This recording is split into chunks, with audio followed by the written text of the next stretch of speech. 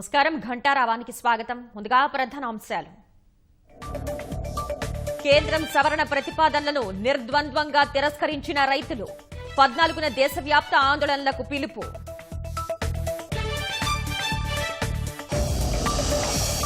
అన్నదాతల ఉద్యమాన్ని చూసైనా చట్టాలు రద్దు చేయండి. రాష్ట్రపతికి విపక్ష నేతల వినతి.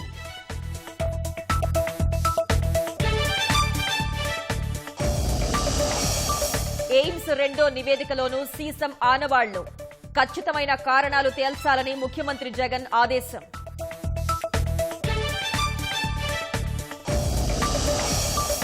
ఏలూరు ఘటన వైద్య పరీక్షల వివరాలు బహిర్గతం చేయండి. మూలాల అన్వేషణ జరిపించాలని సీఎం జగన్ కు చంద్రబాబు లేఖ. రాష్ట్రంలో భూములన్నీ రీసర్వే. పూర్తయ్యాక ప్రత్యేక గుర్తింపు సంఖ్యతో కార్డులు జారీ.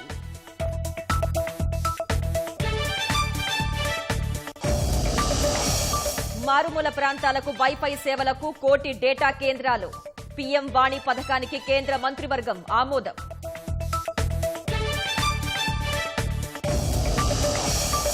భారత్ బయోటెక్ ని సందర్శించిన విదేశీ రాయబార్ల బృందం. కోవాక్సిన్ పురోగతిపై హర్షం.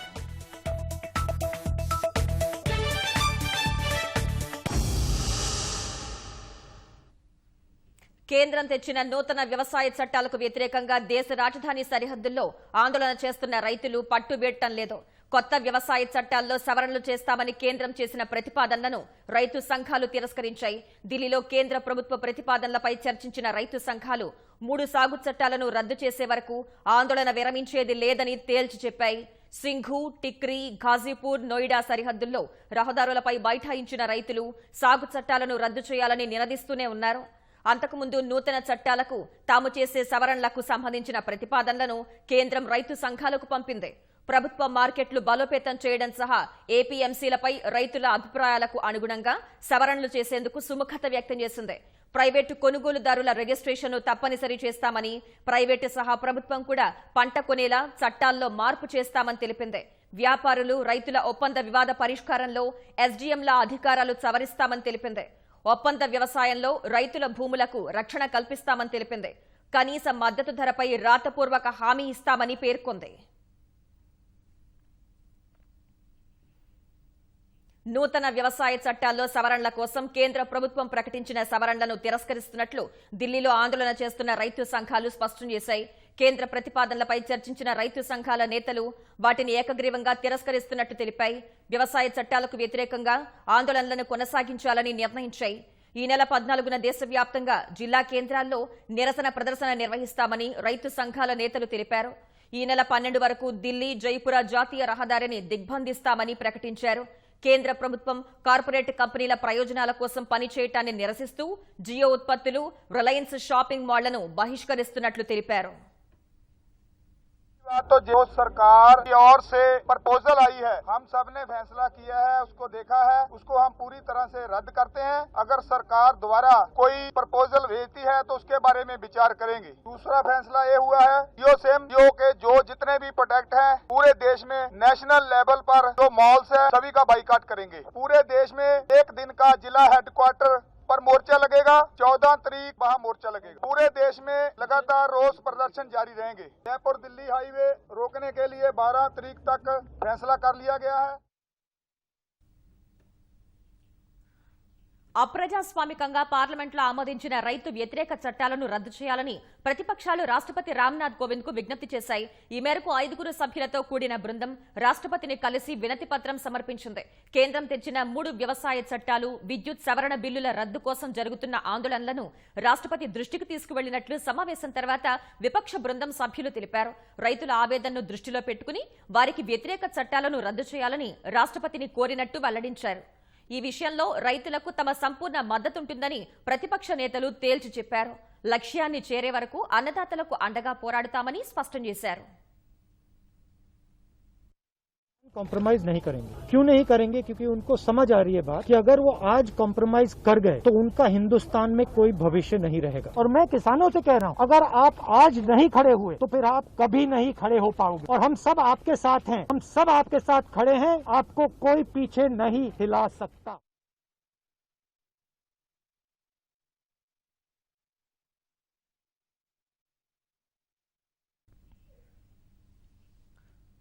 ఏలూరు వాసులకు కంటి మీద కునుకు లేకుండా చేసిన అంతు చిక్కని వ్యాధి క్రమంగా తగ్గుముఖం పడుతోందని ప్రభుత్వం తెలిపింది. వ్యాధి లక్షణాలతో మరో 18 మంది ఏలూరు ప్రభుత్వ ఆసుపత్రిలో చేరారు. నీటిలో భార లోహాలు పరిమితికి మించి ఉన్నాయని రెండో నివేదికలోనూ ఎయిమ్స్ నిర్ధారించింది. ఏలూరుకు నీటి సరఫరా చేసే పంపుల చెరువు నుంచి నీటి నమూనాలు సేకరించి పరీక్షలు జరుపుతున్నారు. ఏలూరు ప్రజల్లో గుబులు రేపుతున్న వింత వ్యాధి తీవ్రత తగ్గినట్లు ప్రభుత్వ అధికారులు తెలిపారు. వ్యాధి లక్షణాలతో మరో 18 మంది బాధితులు ఏలూరు ఆసుపత్రిలో చేరగా ఇప్పటి వరకు 491 మంది డిశ్చార్జ్ అయ్యారు. ఏలూరు ప్రభుత్వాసుపత్రి సహా అనేక చోట్ల ప్రాథమిక చికిత్సా కేంద్రాల్లో బాధితులకు వైద్యం అందిస్తున్నారు. మరికొంతమందికి విజయవాడతో పాటు గుంటూరు ప్రభుత్వాసుపత్రిలో మెరుగైన చికిత్స అందిస్తున్నారు. అంతు చిక్కని వ్యాధికి కారణాలు తెలుసుకునేందుకు వైద్యాధికారులు వివిధ పరీక్షలు నిర్వహిస్తున్నారు. ఏలూరులో సేకరించిన నీటి నమూనాల్లో సీసం ఆనవాళ్లు ఉన్నట్లు ఎయిమ్స్ రెండో నివేదికలోనూ తేల్చి చెప్పింది. మరికొన్ని ఫలితాలు రావాల్సి ఉండడంతో వింత వ్యాధికి కారణాలను అప్పుడే తేల్చలేకపోతున్నారు. రోగ కారణాలు తెలుసుకునేందుకు జాతీయ పరిశోధనా సంస్థలు నమూనాల సేకరణను కొనసాగిస్తున్నాయి. ఏలూరుకు నీటి సరఫరా చేస్తున్న పంపుల చెరువుపై జాతీయ పరిశోధనా సంస్థలు దృష్టి పెట్టాయి. ఎయిమ్స్ తో పాటు NIN, Indian Institute of Chemical Technology, పూణేలోని virology lab, Institute of Preventive Medicine, CCMB, WHO ప్రతినిధులు ఇక్కడి నుంచి నీటి నమూనాలు సేకరించారు. మీరు ఇక్కడి నుంచి పంపుల చెరువు నుంచి వెళ్లేటువంటి ప్రతి నీటి బొట్టు కూడా పూర్తి సురక్షితం అని చెప్పి మీరు స్పష్టంగా చెప్పగలరా? 100% సురక్షితంగా ఉంటుంది. ఎక్కడైనా ఈ మధ్య అటువంటి సంఘటనలు ఏమీ జరగలేదు. ఏదైనా మన పైప్ డిస్ట్రిబ్యూషన్ నెట్వర్క్, మన ఇండ్ల దగ్గరికి వెళ్ళే పైపులు ఉంటాయి, సన్నటి పైపులు. అవి మురుగు కాలువలమ్మడే ఎక్కడైనా స్లమ్ మురికి వాడలో కొన్ని ఏరియాల్లో టాయిలెట్ సెప్టిక్ ట్యాంకులు కట్టుకోకపోతే ఆ టాయిలెట్ వేస్ట్ దీనికి కలిపి ఉంటే ఈ పైప్ లైన్లో ఎక్కడన్నా కన్నాలు పెడితే టాయిలెట్ వేస్ట్ ఎక్కడన్నా చేరే అవకాశం ఉన్నప్పుడు ఈ క్లోరిన్ ఆ టాయిలెట్ వేస్ట్లోని బ్యాక్టీరియా చంపేస్తుంది. మనం ఇక్కడ 2 mg/లీటర్ మెయింటైన్ చేస్తాం. ఏదైతే క్లోరిన్ యాడ్ చేశాక క్లోరిన్ రెసిడ్యువల్ క్లోరిన్ అంటారు. మనకి ఇళ్ళకి వెళ్ళేసరికి 0.2 నుంచి 0.5 ఉంటే ఇండియన్ స్టాండర్డ్ ప్రకారం సురక్షితం.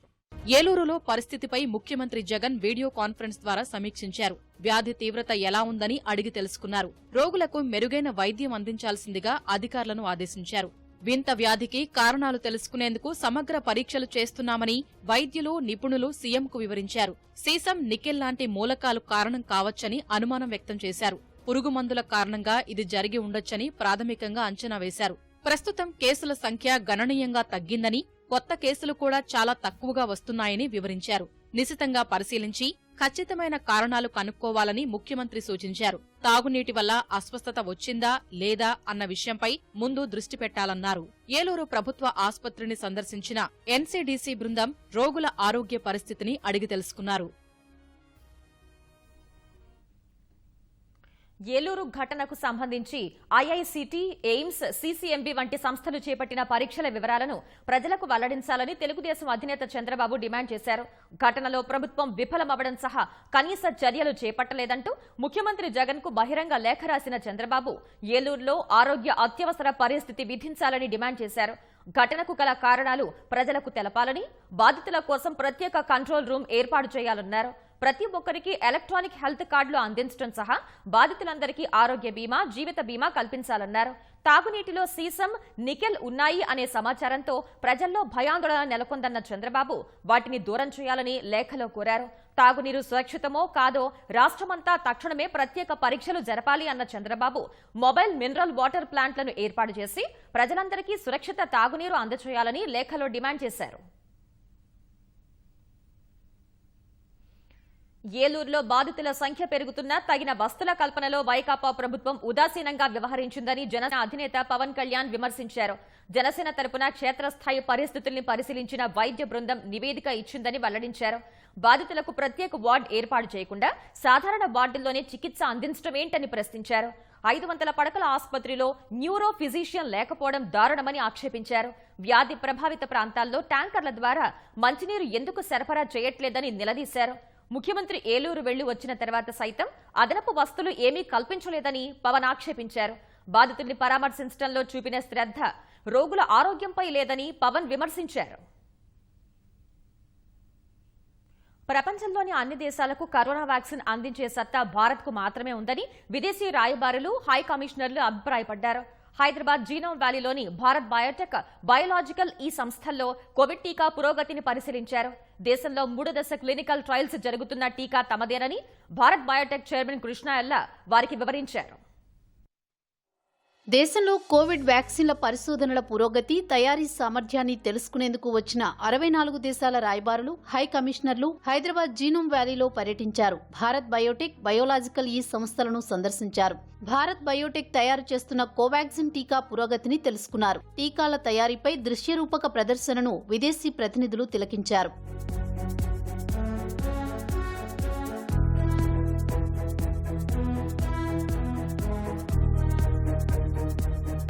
కోవాక్సిన్ పురోగతిని భారత్ బయోటెక్ చైర్మన్ కృష్ణ ఎల్లా వివరించారు. భారత్ బయోటెక్ ప్రస్థానాన్ని దృశ్యరూపకంగా ప్రదర్శించారు. భారత్ బయోటెక్ కు 10 రోజుల క్రితం ప్రధాని మోదీ వచ్చారని, ఎందరో ప్రముఖులు సందర్శించారని కృష్ణ ఎల్లా సంతోషం వ్యక్తం చేశారు. టీకా రంగంలో ఎన్నో ప్రయోగాలు చేస్తున్నామన్న ఆయన కరోనా టీకా తయారీలో భారత్ బయోటెక్ సానుకూల దృక్పథంతో ముందుకు సాగుతోందని తెలిపారు. కోవాక్సిన్ తొలి, 2వ దశ క్లినికల్ ట్రయల్స్ లో 1000 మంది చొప్పున వాలంటీర్లు పాల్గొన్నారన్న కృష్ణ ఎల్లా నవంబర్లో ప్రారంభమైన 3వ దశ క్లినికల్ ట్రయల్స్ లో 26,000 మంది భాగస్వాములవుతున్నారని వివరించారు. దేశంలో 3వ దశ క్లినికల్ ట్రయల్స్ జరుగుతున్న టీకా కోవాక్సిన్ మాత్రమేనన్నారు. ప్రపంచవ్యాప్తంగా ఉత్పత్తి అవుతున్న టీకాల్లో హైదరాబాద్ జీనోమ్ వ్యాలీలోని 33% తయారవుతున్నాయని తెలిపారు. దూరదృష్టితో స్థాపించిన జీనోమ్ వ్యాలీ దేశంలో కీలకంగా మారిందని కృష్ణ ఎల్లా పేర్కొన్నారు.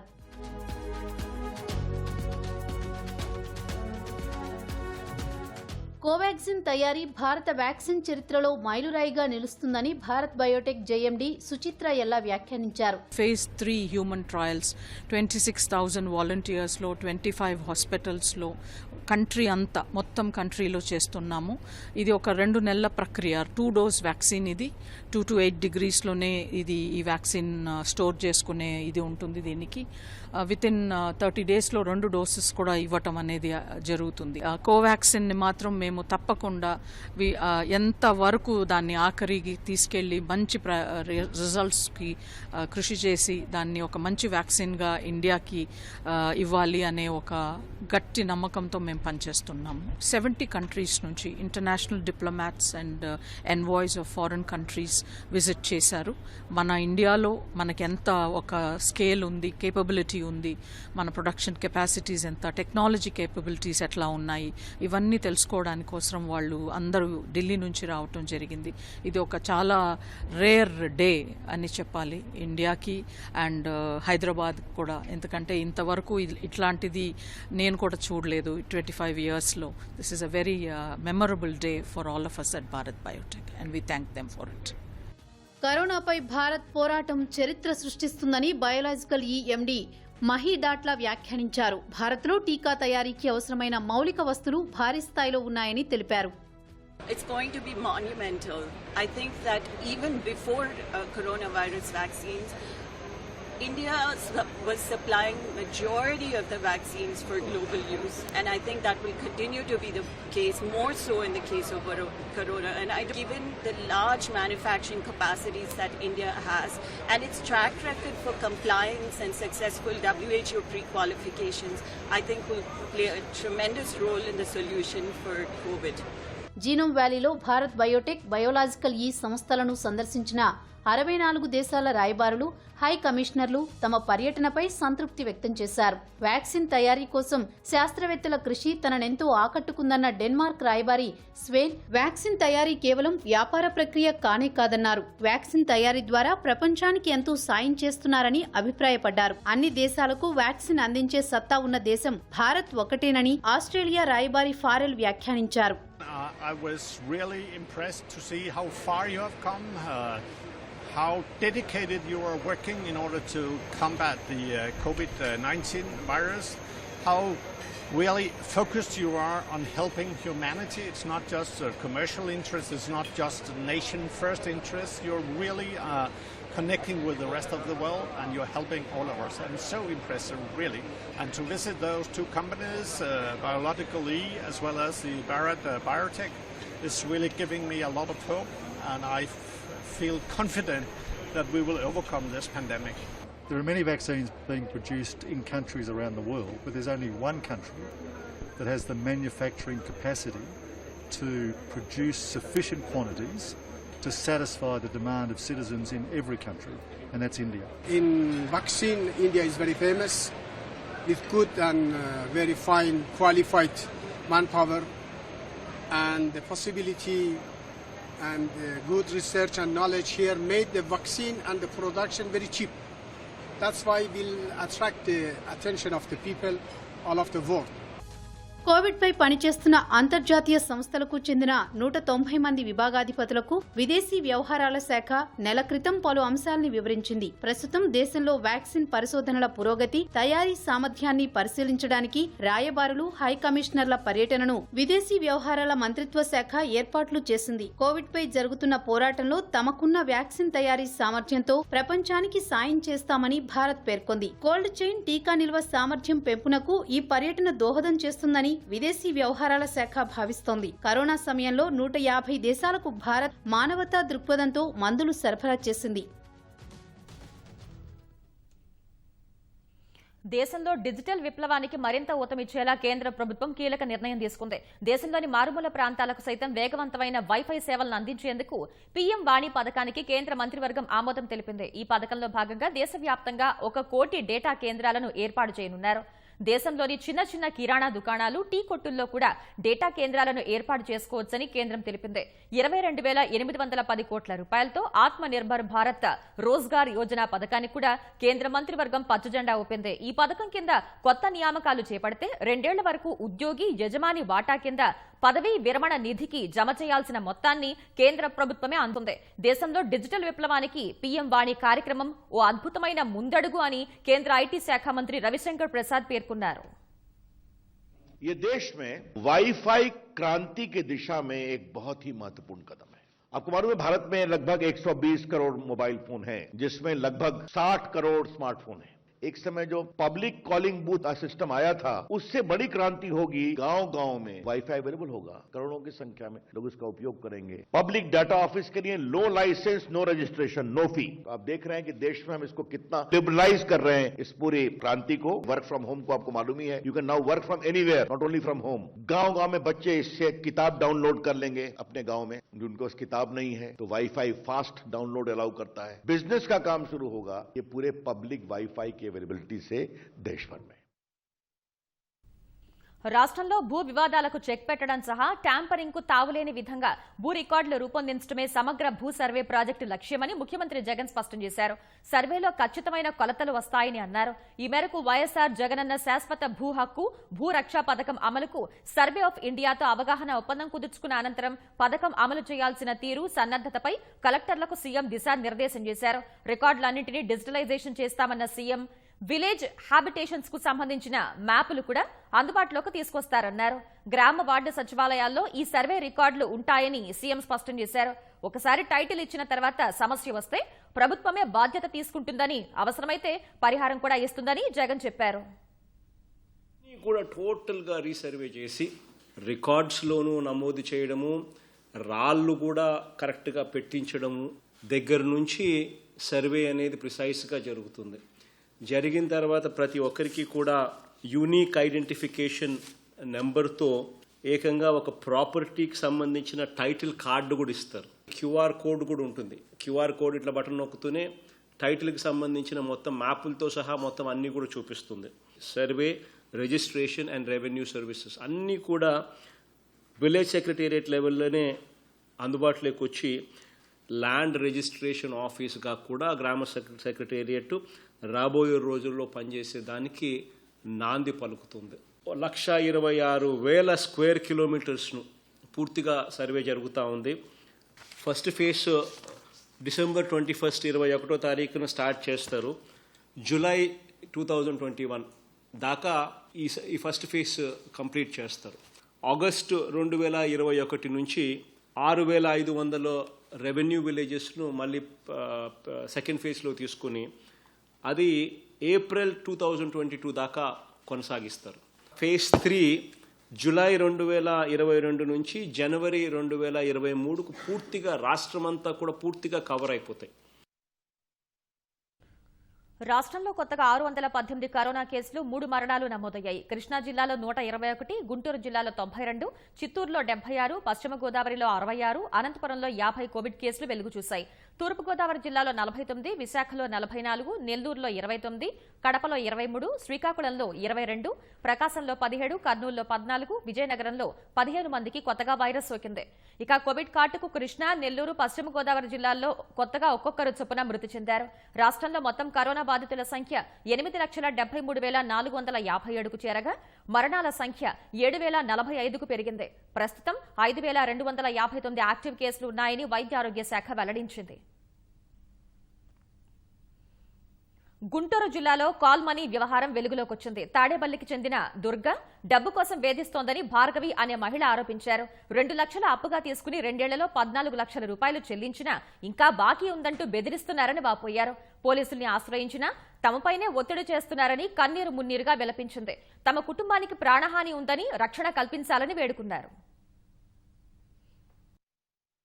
ఇక్కడ లేడీ కానిస్టేబుల్ కట్టిస్తాము, మేము మా దగ్గరకు వచ్చిందంటే మేము డబ్బులు ఖచ్చితంగా కట్టిస్తాము అని చెప్పేసి ఆమె నన్ను ఇచ్చేసిందండి. అక్కడ షివరింగ్ వచ్చేసింది, నాకు ఫిట్స్ వచ్చేస్తాయి, అక్కడ పడిపోయేదాన్ని. సిఐ గారి దగ్గరికి వెళ్ళామండి. ఆయన ఇలా చెప్పిందంతా విని చెప్తే నేను తీసుకున్నానండి అని చెప్పాను. ఆ వెనకాల 3 తీసుకొచ్చింది. వాళ్ళు కూడా మాకు ఇవ్వాలంటే వాళ్ళు ఎవరో నాకు అసలు తెలియదండి.